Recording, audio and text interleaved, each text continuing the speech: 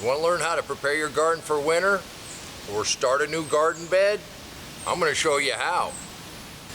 Now when you wake up of a morning and you see this across your lawn, does it put dread into your heart that you're going to have to be out there raking? For us, this is great. This is the start of a new garden. This is how we prepare our garden for the winter. Now of course our garden is so big we're not going to put a cold frame around everything. What we want is to keep the ground covered, keep that life going all winter long. Just look at that soil. So when's the best time to start a deep mulch garden? Well, that'd be 7 years ago. When's the second best time to start a deep mulch garden? That'd be right now, today. Just look at that. After we put the deer fence up, we got new growth, new flowers, new little beans. Yes, I'd like to overwinter everything, but our garden is far too big. So once these die back, we are going to have to prep for winter. Whether you're prepping for the winter or you're just starting a brand new bed, it's exactly the same thing. Now, why do I have a big patch of grass right in the middle of my no-till, no-weed garden? Well, I've been kind of changing my mind just a little bit. The more I've studied about the life in the soil, and that life needs to have some kind of roots or some kind of covering. We'd planted some lettuce in here early this year, pulled that mulch back, and I saw that there was some grass growing. Thought we'd go ahead and use this as a little experiment. This is the newest part of the garden, and this mulch wasn't very old. So we left those roots in. This is all the bigger it got. I have nothing else growing here right now, so it didn't really bother me. But this is a really good example. If you just have an area and you want to start a garden, you do exactly the same thing. Now we're going to prep this for winter. We're going to let that mulch work over the winter, and in the spring we'll be able to plant right here. It'll be beautiful. Come on, I'll show you how. And once we get this new bed laid in, I'm gonna have to come out here and get that okra and that okra, and wow. Since we kept the deer out of here for a few days, everything really kicked in. That's the power of the deep mulch, and that's why we want to prepare for the winter. This first step, that's optional. But you know those Amazon boxes you get?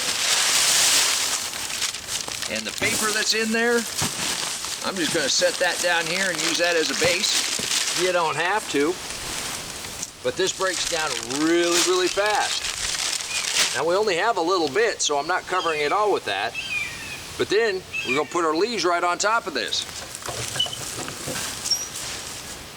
And I'm gonna still say the hardest work you're ever gonna do in the garden is harvest. This isn't work at all. You've gotta do something with those leaves anyhow.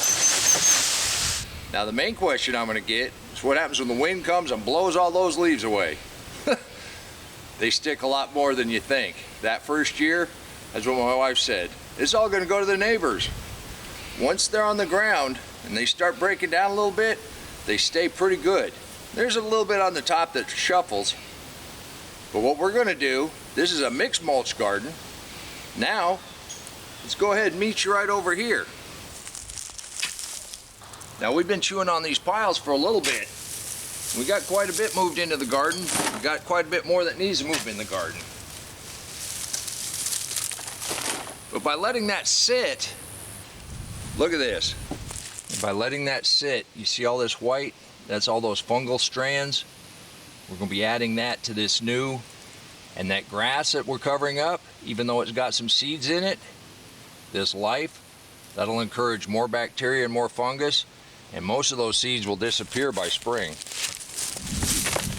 Now you're gonna have to check around, but most areas, the folks that trim trees, they're more than happy to give you their wood chips. That's a byproduct and they have to get rid of it. One of our viewers wrote in, said they got 4 or 5 loads for free. They used all their grass trimmings, everything from their kitchen. They said their entire deep mulch was free. Obviously this step is part of the winter prep.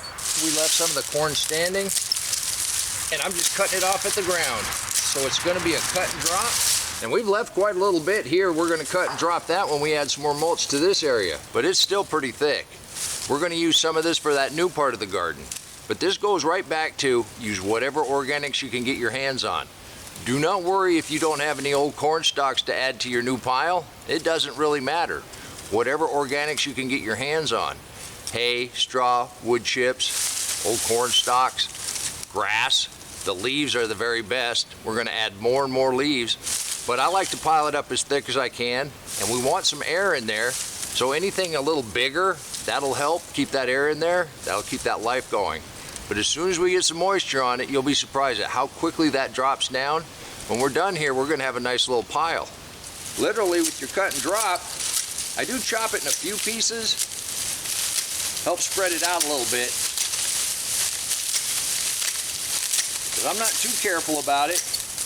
Now watch your fingers, you don't want to clip your fingers during this process. But that will also help push some of this grass down. And I also have one of these piles of sweet potato vines where we dug those last sweet potatoes. And just throw those on there. Now we got some browns and we got some greens. So it's going to be a cold compost.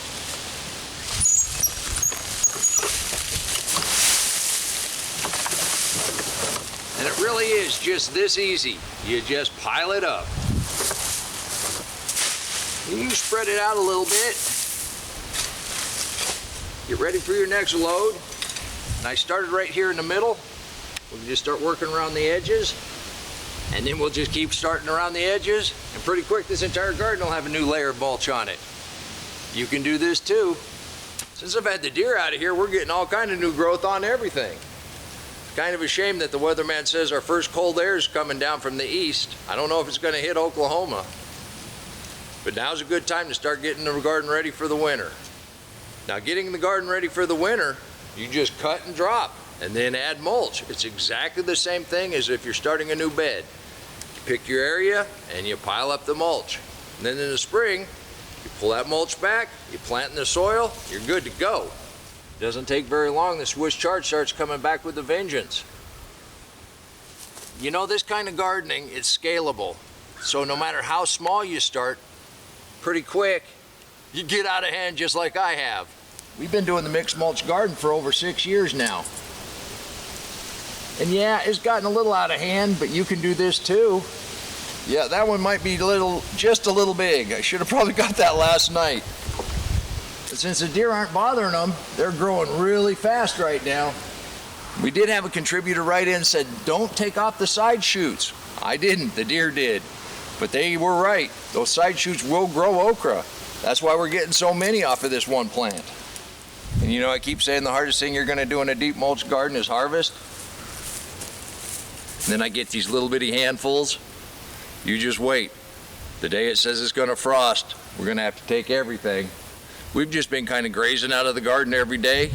You can do this too. But at the end, when we have to harvest everything in one day, then it's out of hand.